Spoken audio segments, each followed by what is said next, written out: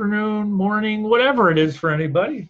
This is Soarin and Scratchin. I am the Eagle fan. I am the evil chicken. So let's throw in some of our honorable mentions now. Oh, okay. Before we unleash our number one. Oh boy. I'll Okay. start with one, and it's one that we were both at. Ooh. This Okay. this to me was one of those unexpecteds. This was at the TLA Okay. last September. Oh. It was Sonata Arctica when they did the song Full Moon.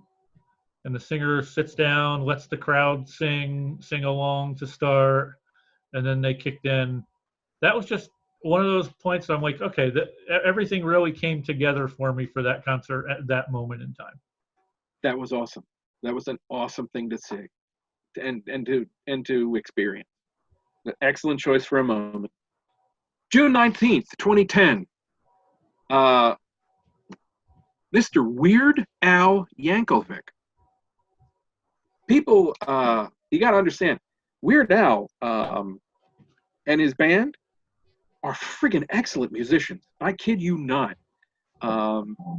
They've been around forever, and there's a reason for that. We saw them at the Hilton Hotel. When I say we, it was my whole family. Took the whole family to see Weird Al. And they're just great entertainers. They really are. And another thing about Weird Al or Mr. Yankovic, he's relevant in any circle of music. I kid you not. I mean, during this unfortunate crisis that we find ourselves now, he tweeted, he said, no, I am not going to do my Corona because it's a low-hanging fruit. And he doesn't do that. And he's just an amazingly talented musician, and I highly recommend seeing him again, or seeing him, I should say. I know that I would definitely see him again. So yeah, there you are. There's one of my honorable mentions. Very cool. Mine is an odder moment. Ooh. It was not really an odder moment, but it's just one of those things that stands out that wasn't necessarily related to a group that was playing. Okay. It was 2008, I believe. Okay. It was at Penn's Landing in Philly. I went with Brian. Gotcha. To go see a show. Uh-huh. It was a nice show. It was it Stain, Shinedown, Hailstorm, nice. and Chevelle. So we went there. We got there early, and we start going up there to look for a place to stand.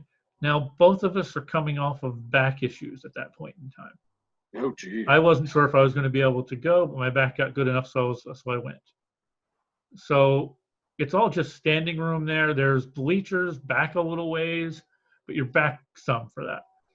And we're like, well, we can stand right up here. And then we're looking, and there's this section on the concrete where there's like a mat. It's a mat. We said, really? Let's go stand there because it'll be softer, easier on our back. We found out. Yeah. Soon after Chevelle started, that was the mosh pit area.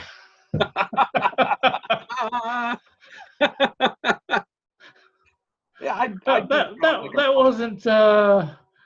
That wasn't in the brochure. Counterproductive. Yes. Afterwards, we thought it makes sense to us now, but at that point, we were both thinking the same thing, which is that'll probably be better on our back standing on that. Well, it's good for adjusting those mosh pits. Yes. Well, but the best thing is we weren't the only ones who didn't realize it was the mosh pit area. There was a bunch of people around us who also thought the same. They were like, "Oh, our backs." So there were almost fights breaking out initially when the first mosh started. Oh It's man, just one of that's those awesome. little things. That's great. That's great. Oh, also, just for those of you watching at home, uh, Brian, he's a mutual acquaintance of ours, and just a word of background. That's it. Now you know Brian. All right. Wait, is it my turn or your turn? Your turn, sir. Ooh, what do you know? All right. This one will be relatively quick. Um, September 27th, 2019. This is with you, my friend. We were in Asbury Park, and we went to see the Who, H-U, at the Stone Pony. Now, your metalheads would know the Who probably um, as the Mongolian throat singing band who basically went viral on YouTube. And it brought them here to American shores. And one of the first shows that they did here in America was right there at the Stone Pony. And what was interesting about this particular moment is that we were getting to know them and they were getting to know us. So as a band, they were, as a working band in the States, they were, this was new to them. This is like a whole new world. and it was, for my money, it was magic. I loved it. You know what? I loved the Who. I thought they were great, and I would gladly see them again. That's it. That's all I got. I thought it was quick, but I Oh, was. What you no got? worries. I will be quick on mine. Mine was, I don't know the year, so I'm not going to be as good as you are with saying the years and stuff. This was back at the Spectrum. I went Oh, with a different acquaintance of ours, yes, yes. and we saw the Scorpions. Oh my gosh. This wasn't a during the concert kind of moment. This was actually right after the concert because it was kind of Okay. cool. They had just white lighting. They didn't have like the different colors and stuff, but they had a very good lighting setup, which I thought was Right. pretty cool. But they get done and they're off the stage. They're completely done now. All of a sudden, they start playing classical music and just giving a light show with the classical music, which I thought that was just pretty cool. That's pretty wild. Yeah. What do you So know? it's not what you expect to be at the show to see, and you saw it and like you kind of stopped for a second instead of heading Right. out. Like, let me watch this for a little bit. That's awesome. I mean, moments are amazing things at shows like this. Um, Good grief. Uh, I'm so tempted to give a shout out to local bands. Um, but I've got two that I really want to talk about. Actually, one of them could be my number one. So, um, you know what? I'm going to go with, I'm going to go with a shout out to the local bands. And I have one more honorable mention after this. Okay. Um, uh, when I say local bands, I'm talking about bands that are working right there in your community. I'm talking about that go out there and bring the love and bring the sound. Um, Dave, let me just say, Solus, I love that band. Not just because we have a friend of ours that's in the band, but I think that they really bring it live.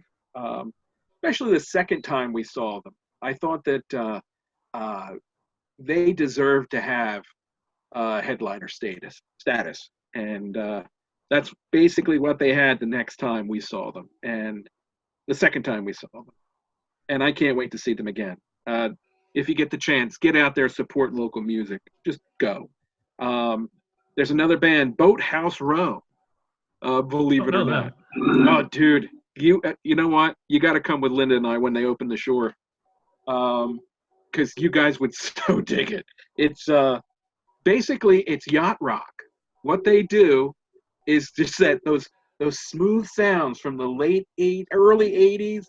Like you've got your Michael McDonald, you've got your Yacht Rock. So Biff and Buffy are there. No, no, no, not that kind of.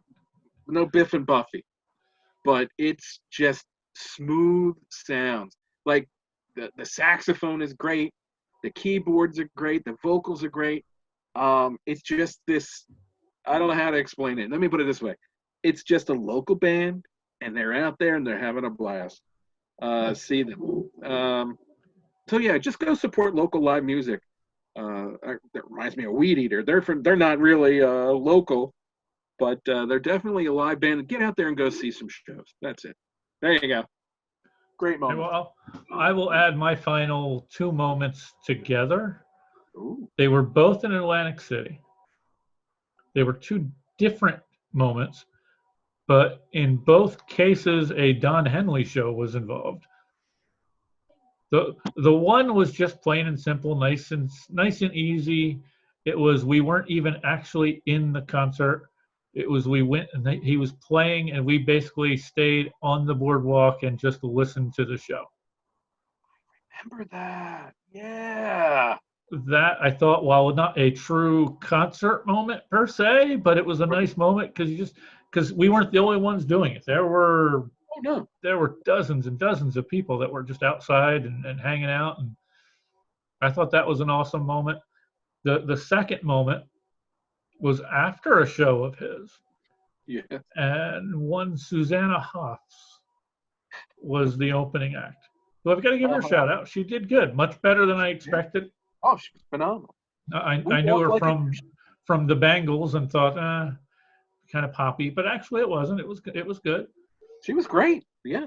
After the show, Yes. four of us, we were sitting around, and I was the driver, so I wasn't drinking. But a couple of the others were. I'm not going to say who, but we were sitting there, and your wonderful wife looks at us and says, "Hey, isn't that the opening act over there?" And we look over, and basically it's us and her, and I think it was the guitar player sitting there. I was like, well, that's kind of cool. So we wanted to go over and like on the way out, just kind of say, good show or whatever. Yeah. Now, I recall.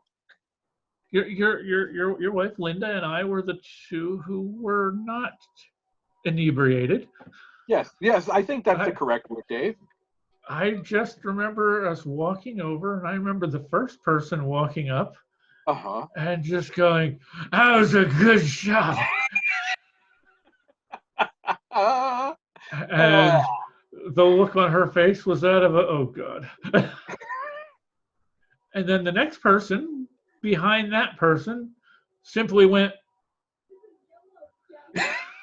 you can't see as well here, but the two thumbs up with just a big drunk smile, and they kept on walking, and I was just like, good show. Sorry for them. And then we just kept on walking. That was the time when these two people, inebriated people, chased somebody off the elevator because of how they were acting at the time. Oh, I don't know about that. It was. Oh no, I do. All right, Dave. We get on the elevator, and these other people get on, and we were up near the top, so we were getting off at like 10 or something. Well, they got on and they pressed 9 and start going, and these guys are laughing and talking loud. All of a sudden, the woman reaches up and she presses like 4, and the doors open and they get off right away. Okay. If they had any sense, they would joined us. Hey, it was fun. I was the driver, so I had to. And God bless you for that, Dave. Dave, it's funny you mention it. That happens that evening is on my honorable mention list as well. Okay. That is one of the. That was actually, and I could be. I think this is correct. We're looking at July 16th, 1991, I believe. Oh my God! I'm impressed if you've got that date right. The Don Henley Summer Tour of '91 at the Edis Arena in Atlantic City. Yep. At the time, we thought it was the closest we would be to ever seeing the Eagles again. Hell hadn't frozen over yet. for the Eagles to come back. So we were like, oh, dude, this is Don Henley. And he was great. He was just great. When he announces from the stage, when he says, and he's been doing all his hits all night, and then he says, so I used to be in this band, and everybody went, and the chords begin for Hotel California. And dude, that was amazing. And of course, Susanna Hoffs, she was great. She was great. She's an excellent vocalist, and she's a fine guitar player, and she's an excellent musician. And she's also drop dead gorgeous. Oh my God. She's also a producer. She's the one who produced the Austin Powers movie, which is crazy in a good way. I think she's married to the director. Maybe that's why she produced. Anyway, I digress. She's phenomenal. Yes, everything that Dave said was true. But let me add a little bit something to it. And if you stop me if you've heard this before. So we were like, we need to find a lounge. We should find some more beverages. So we found a lounge. It was at Merv Griffin's Resort. And we go into this lounge, and it's a jazz lounge, and I'm like, oh, this is cool. I'm a jazz fan. I love it. Who comes out? There's band members sitting there already, and these, and you could tell these people live it. It's what they do. It wasn't just their side gig. This was what they did. The different horns, the guy behind the keys. I was like, oh, this is badass. This is cool. And out behind the curtain comes Jack Sheldon. Have I told this before, Dave, this story? I believe I know the story. Jack Sheldon, for those of you playing at home, great musician. He was not only the band leader for Merv Griffin, but he was just this great jazz trumpeter. Just amazing. He also had this great voice. And you would know him if you ever seen Schoolhouse Rock. Conjunction, junction, what's that? That's him. That's his voice. Anyway, I'm like, that's Jack Sheldon. and everybody else went, who? and I said, it's Jack. It's Jack Sheldon. And Jack, from the stage, he looks at me and he's like, oh. And then he looks at his band and he says, oh yeah, he wants my ass. And I went, because I'm the only guy, well, apart from his band members and maybe the bartender, who knew who he was. Oh well. Anyway, he just wasn't used to that, I guess. That entire evening was legendary, and yeah, it's on my list today. Okay. Excellent. That was a fun evening. So now, do we have any more? I'm done with the honorable mentions. Oh, I got one more. Okay. All yours. Well, wait a second. Should I? You know what? No.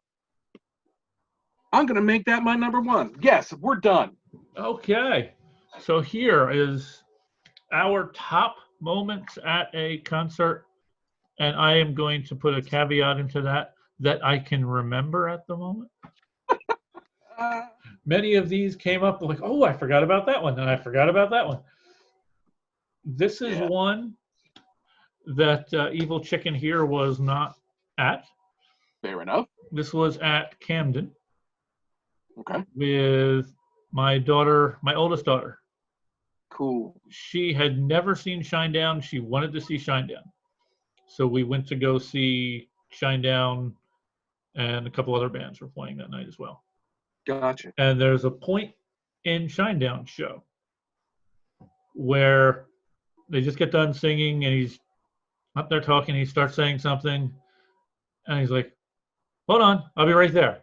And he runs down off the stage, and just a couple feet over to our left, there was this platform. Yeah. He comes out, his guitarist comes out, and they get up onto that platform. And they do an acoustic version of Simple Man. So first, for Kay, first time seeing them, and now there they are, and just being right there, and just the rendition of it was amazing. It was just an amazing moment right then and there, and to be able to share that with Kay was great. That's wonderful. That is really cool. That's a great number one, Dave. Thank you. And Guess you, it's sir. me, huh? All right. No pressure. No. You just outshined my number one, but that's okay. It's a beautiful story. It's great because you get to share music with people that you want to be together with, and have these wonderful moments. That's how it was when we went to see Ninja Sex Party. Me and two of my kids. It was Dan, my son, and Kat, my middle child. Mandy couldn't make it for some reason. She wasn't sick. Oh, is that what it was? She was sick. But yeah, Ninja Sex Party. That was a great moment in time, and that was with my kids, and we just had a blast. For those who don't know, that actually is a band. Yes. No, it's yes, it is. But you know what? I sort of interjected that one. That's still not my number one. I hope you don't mind. Here's my number one. Dave, you and I, in the summer of 1986, if you will, I couldn't find the exact date, but I'm pretty certain it was 86. There was a band called the Hooters from Philadelphia, and we went to see them on the beach live. And it was a WMMR event. We met Pierre Robert there, and back in those days, I was a little bit more body conscious than I am now. Now I'm wearing a thong. You wouldn't know it, but I mean, I could. But back then, it was heat of the summer. It's in the 90s. I'm on the beach. I'm wearing long pants because I'm a dork. So Pierre Robert actually said to me, he said, "Hey, aren't you hot?" And I went, "No, I'm fine." The band was great. I mean, they're doing great stuff, like stuff from Amore, stuff from Nervous Night, Blood from a Stone. It was beautiful. Loved it. And all of a sudden, I see this. I'm starting to feel that, and I'm passing out. "I'm fine, Pierre." I look at you, Dave, and I said, "I'm dying." I'm sorry. And you helped me get to a stand where I could finally get a bottle of water, and it was a great show, and I want to thank you yet again for helping me to survive. No, I should apologize. I shouldn't have waited till after the show to get you to the water. No. Yeah, but that was still another. Playing. You're a lightweight, man. Was that 86 or was that 88? Oh my. Damn, Dave, you know what? It might be 88. 86, we still would have been in high school. True, but nervous. Dave, you're right. It must have been. And we probably would have been expelled for being on the beach in Atlantic City. Wait, what? We probably would have been expelled for being on the beach in Atlantic City to go see a rock show. Well, yeah, we would have been. Maybe you're right, Dave. You know what? I'm going to put that down. 88, possibly. Or maybe even 87. It may have been right after we graduated. Maybe. You know what? It could have been 87. Maybe. I don't know. Sorry. 87. No worries. That was a nice little show out on the beach, and I wish they still did. They stopped doing that for a while, and now they do have some beach shows there, but it hasn't been anything that has really got my attention yet. I love the Hooters. I would gladly see them again. I think they're still a great band. They got back together. They're huge in Europe, which is kind of nice. Yeah. And every Thanksgiving they do a show here. But yeah, I would gladly go again. You up for it, Dave? Sure. Cool. I'll even wear long pants. No need to do that again if it's outside. Maybe There we are. they'll play Vakken. Yes, there we are. We can kill a whole bunch of birds with one stone on that one. Goodness gracious. Okay. That was a good list, Dave. Let me tell you. Thank you. Woo. So that wraps up our first list. Indeed. So next time on Soarin' and Scratchin', we are going to discuss our top 5 overall concerts. That's what we're up to. I hope everybody out there stays safe and healthy. Wash your hands. Yes. Yeah. Thank you for joining us. And we will see you again very soon. Absolutely. Bye, everybody.